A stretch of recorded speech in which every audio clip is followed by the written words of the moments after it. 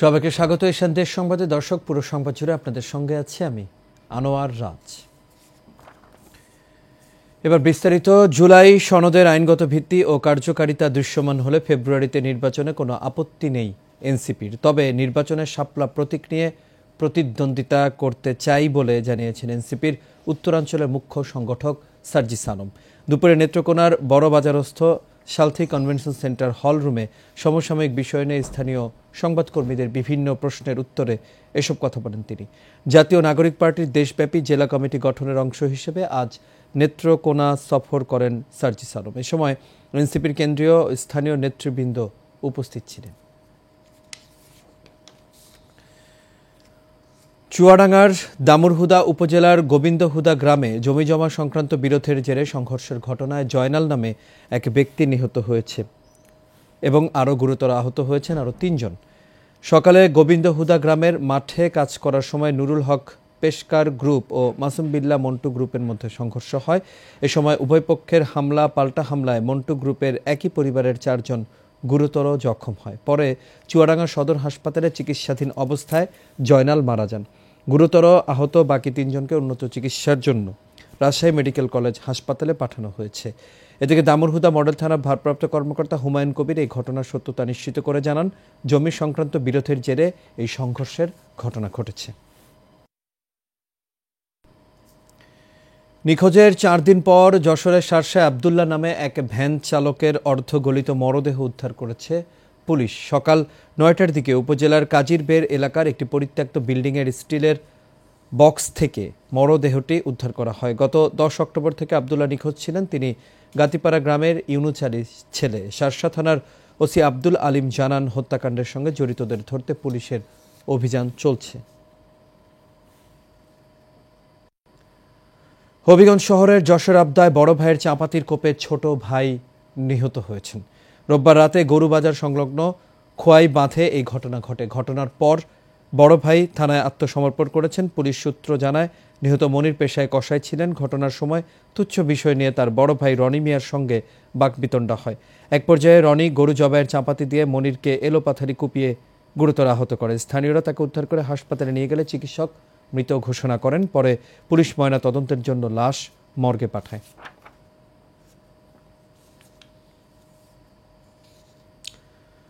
হবিগঞ্জে জামায়াত নেতা হত্যা মামলায় 14 জনের যাবজ্জীবন কারাদণ্ড দেওয়া হয়েছে। এর মধ্যে একজনকে আমৃত্যু কারাদণ্ড দিয়েছেন আদালত।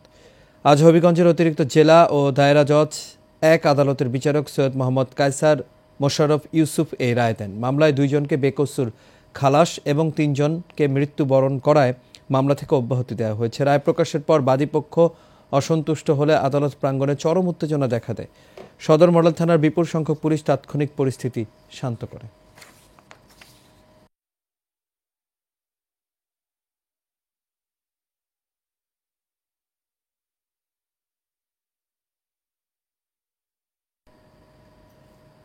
আন্দোলনরত এমপিওভুক্ত শিক্ষকদের ওপর হামলা, অবৈধ গ্রেপ্তার ও নির্যাতনের প্রতিবাদে সিরাজগঞ্জের তারাশে এমপিওভুক্ত শিক্ষক কর্মচারীদের বিক্ষোভ সমাবেশ অনুষ্ঠিত হয়েছে।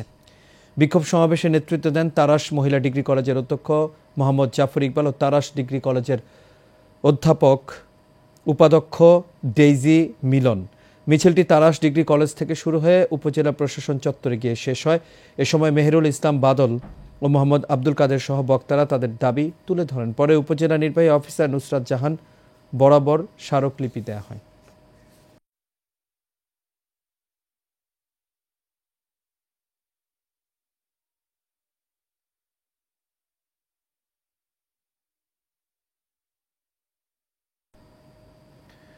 নোয়াখালীর বেগমগঞ্জ বেসরকারি এমপিওভুক্ত শিক্ষক কর্মচারীদের ওপর পুলিশের বর্বরোচিত হামলার প্রতিবাদ ও 3 দফা দাবি আদায়ের লক্ষ্যে পূর্ণ দিবস কর্মবিরতি ও মানববন্ধন করেছেন উপজেলার একলাশপুর ইসলামিয়া ফাজিল ডিগ্রি মাদ্রাসা সহ বিভিন্ন শিক্ষা প্রতিষ্ঠানের শিক্ষক ও শিক্ষার্থীরা। বেলা 11টার দিকে বেগমগঞ্জ উপজেলার একলাশপুর বাজারে এই কর্মসূচি পালিত হয়। এ সময় উপস্থিত ছিলেন উপাধ্যক্ষ মোস্তফা কামাল, সহকারী অধ্যাপক শামসুদ্দিন, রুহুল আমিন চৌধুরী, প্রভাষক ফখরুল ইসলাম, মোস্তাফিজুর রহমান, সহকারী শিক্ষক মিজানুর রহমান সহ শিক্ষক ও ছাত্রছাত্রীরা।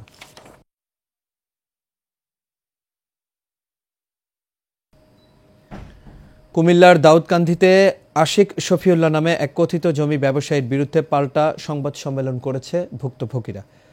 তারা দাবি করেন আশিক তাদেরকে সামাজিকভাবে হেয় প্রতিপন্ন করতে উদ্দেশ্যমূলকভাবে সংবাদ সম্মেলন করেছিল। সকালে দাউদকান্দি বাজারে অনুষ্ঠিত এই সংবাদ সম্মেলনে লিখিত বক্তব্যে জোবায়ের আহমেদ মজনু অভিযোগ করেন আশিক শফিউল্লাহ ডেস্টিনির নাম ভাঙিয়ে দাউদকান্দি, মেঘনা ও তিতাসে কোটি কোটি টাকা হাতিয়ে নিয়েছেন। তার কাছে জমি বিক্রিতে অস্বীকৃতি জানানোয় আশিক শফিউল্লাহ মিথ্যা ও উদ্দেশ্যমূলকভাবে তাদের বিরুদ্ধে সংবাদ সম্মেলন করেছেন। সাবেক সেনা সদস্য আবুল কাশেম সহ ভুক্তভোগীরা তার বিরুদ্ধে দ্রুত আইনগত ব্যবস্থা নেওয়ার দাবি জানান।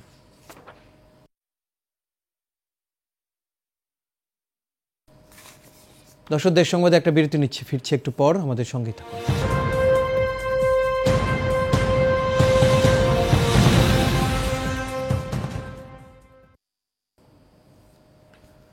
দর্শক, বিরতির পর আবার আমন্ত্রণ, আপনারা দেখছেন এশিয়ান দেশ সংবাদ, আর সঙ্গে আছি আমি আনোয়ার রাজ। হবিগঞ্জের মাধবপুরের আন্দিউরা মধ্যপাড়ায় নিজস্ব অর্থে নির্মিত কালভার্টে চলাচল করতে না দেয়ায় এক সৌদি প্রবাসী পরিবারের সদস্যদের হত্যার হুমকি দেয়া সহ নানাভাবে নির্যাতনের অভিযোগ উঠেছে। ভুক্তভোগী প্রবাসী আবু মিয়ার স্ত্রী রিনা বেগম জানান, তার বাড়ির প্রবেশমুখে সরকারি খালে 2014 সালে স্থানীয় মেম্বার ও চেয়ারম্যানের পরামর্শক্রমে নিজ অর্থে কালভার্ট নির্মাণ করেন। কালভার্ট নির্মাণের পর প্রতিবেশী সোহেল মিয়া সহ 5 থেকে 6 পরিবার গায়ের জোরে এই কালভার্ট দিয়ে চলাফেরা করে আসছেন। এতে বাধা দিলে সোহেল ও তার লোকেরা তাকে প্রাণনাশের হুমকি দেন। এ নিয়ে আদালতে মামলা চলমান রয়েছে। চট্টগ্রাম নগরীর রুবি গেট এলাকার ওশখাইনারি নুরিয়া বিশু দরবার শরীফের খাজা শাহ নূর দরবেশ রহমতুল্লাহ আলাইহের 14তম ওরস উপলক্ষে আলোচনা ও দোয়া মাহফিল অনুষ্ঠিত হয়েছে। আশেকান পাক পঞ্জেতন রজা নুরিয়া সুন্নিয়া ট্রাস্টের উদ্যোগে মাহফিলে সদারত মোনাজাত করেন মাওলানা মঈনুদ্দিন নুরি আল কোরাইশি। এতে প্রধান অতিথি ছিলেন ভারতের খানকায়ে মাহমুদিয়া সাবেরিয়া দরবার শরীফে নায়েব উভেশ মোহাম্মদ আলভি। বক্তব্য রাখেন ডক্টর সেলিম জাহাঙ্গীর, ডক্টর মুফতি নূর হোসেন, ডক্টর নুরুন্নবী আজহারি, হাফেজ মাসুদ রেজবি সহ আর অনেকে। মাদারীপুরে প্রবাসীর স্ত্রীকে ধর্ষণ ও নৃশংসভাবে শারীরিক নির্যাতনের অভিযোগে দোষীদের দ্রুত বিচারের দাবিতে মানববন্ধন করেছে ভুক্তভোগী পরিবার ও এলাকাবাসী।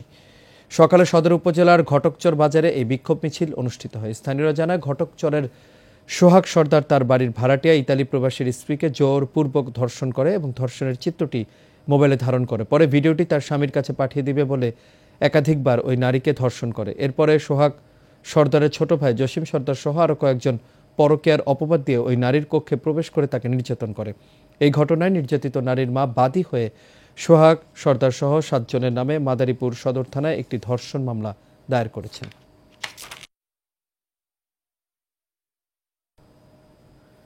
বাগেরহাটের ফকিরহাট বৈলতলী পশ্চিমপাড়া সরকারি প্রাথমিক বিদ্যালয়ের জমিকে কেন্দ্র করে এবং বিদ্যালয়টিকে রক্ষা করতে মানববন্ধন করেছে এলাকাবাসী।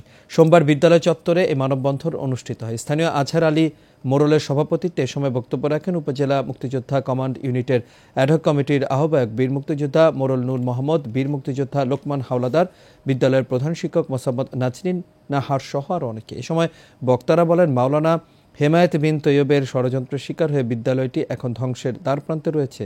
সরকারিভাবে নতুন ভবন বরাদ্দ আসলেও জমি সংক্রান্ত জটিলতার কারণে ভবন থেকে বঞ্চিত হচ্ছেন শিক্ষার্থীরা।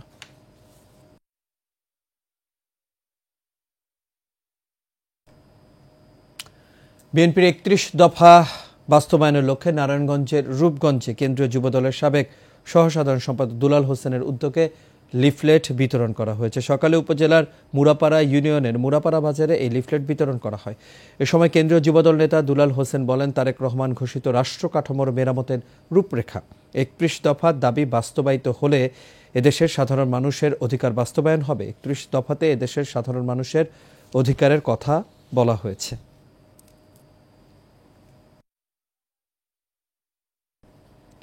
এদিকে ময়মনসিংহের গফরগাঁওয়ের শালটিয়া ইউনিয়নের বিএনপির 31 দফার ভিত্তিতে উঠান বৈঠক করেছেন ময়মনসিংহ দক্ষিণ জেলা বিএনপির সাবেক যুগ্ম আহ্বায়ক নবগঠিত কমিটির সদস্য অ্যাডভোকেট আল ফাত্তা খান।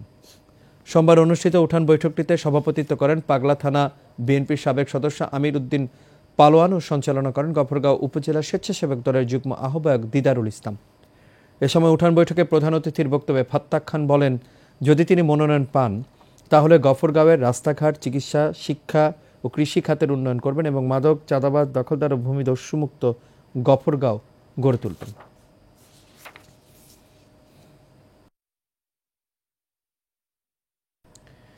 মানিকগঞ্জের সাটুরিয়া উপজেলায় গ্রামীণ অবকাঠামো উন্নয়নের লক্ষ্যে প্রকল্প নির্বাচনে স্থানীয় ইউনিয়ন পরিষদের জনপ্রতিনিধি ও এলাকাবাসীর মধ্যে এক মতবিনিময় সভা অনুষ্ঠিত হয়েছে। আজ উপজেলার হরগঞ্জ, দরগ্রাম, দিঘলিয়া ইউনিয়ন পরিষদে এই মতবিনিময় সভার আয়োজন করা হয়। অনুষ্ঠানের প্রধান অতিথি হিসেবে উপস্থিত ছিলেন সাটুরিয়া উপজেলা নির্বাহী কর্মকর্তা মোহাম্মদ ইকবাল হোসেন, সাটুরিয়া উপজেলা প্রকৌশলী মোহাম্মদ ইমরুল হাসান, উপজেলা প্রকল্প বাস্তবায়ন কর্মকর্তা খলিলুর রহমান মোল্লা, পল্লী সঞ্চয় ব্যাংকের ব্যবস্থাপক ইউসুফ হোসেন সহ অন্যান্যরা এ সময় উপস্থিত ছিলেন।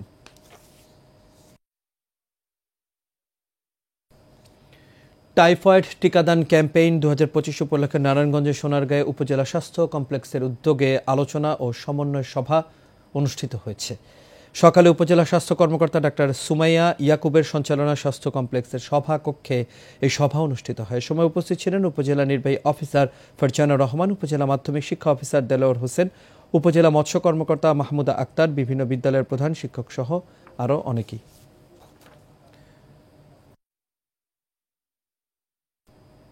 সাভারে ভুয়া র্যাব পরিচয়ে ডাকাতির ঘটনায় 9 জনকে গ্রেপ্তার করেছে পুলিশ। আজ এক সংবাদ সম্মেলনে এসব তথ্য নিশ্চিত করেন ঢাকা জেলা ডিবি পুলিশের অতিরিক্ত পুলিশ সুপার জাহিদ খান। তিনি জানান, সাভার মডেল থানাধীন ভাঙা ব্রিজের আগে ময়লার স্তূপের সামনে গত 25 সেপ্টেম্বর একটি গার্মেন্টসের 25 লাখ টাকা নিয়ে যায় ডাকাতরা। এই ঘটনায় সাভার মডেল থানায় একটি মামলা হয়। পরে তথ্য প্রযুক্তির সহায়তায় ফুলবাড়িয়া বাসস্ট্যান্ড এলাকা থেকে ডাকাত দলের সদস্যদের গ্রেপ্তার করা হয়। লুণ্ঠিত 25 লাখ টাকার মধ্যে 5 লাখ টাকা উদ্ধার করা হয়েছে।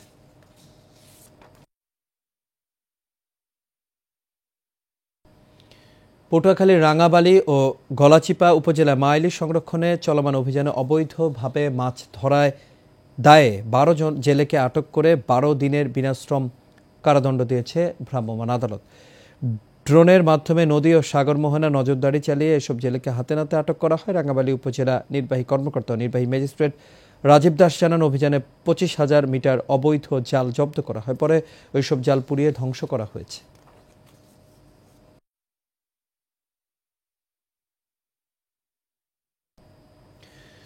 জামালপুরের মাদারগঞ্জ উপজেলার কড়ইচূড়া ইউনিয়নের কালু মণ্ডলের ব্রিজ সংলগ্ন লিটনের বাড়ি থেকে 150 সিসি লাল কালারের একটি পালসার মোটরসাইকেল উদ্ধার করেছে মাদারগঞ্জ মডেল থানা পুলিশ। মোটরসাইকেলটি উদ্ধার করা হলেও চোর চক্রটিকে আটক করতে পারেনি পুলিশ। পুলিশ জানায়, দীর্ঘদিন যাবৎ বিভিন্ন জায়গা থেকে চোরাই মোটরসাইকেল আনা নেয়া সহ বিক্রি করা হচ্ছে। এমন সংবাদের ভিত্তিতে অভিযান চালিয়ে মোটরসাইকেলটি উদ্ধার করা হয়। স্থানীয়রা জানান যে চক্রের সাথে রাঙা, ফরহাদ সহ প্রভাবশালী কয়েকজন জড়িত আছে। জামালপুর পুলিশ সুপার সৈয়দ রফিকুল ইসলাম বিষয়টি গুরুত্ব সহকারে নিয়ে প্রয়োজনীয় ব্যবস্থা নেওয়ার নির্দেশ দিয়েছেন।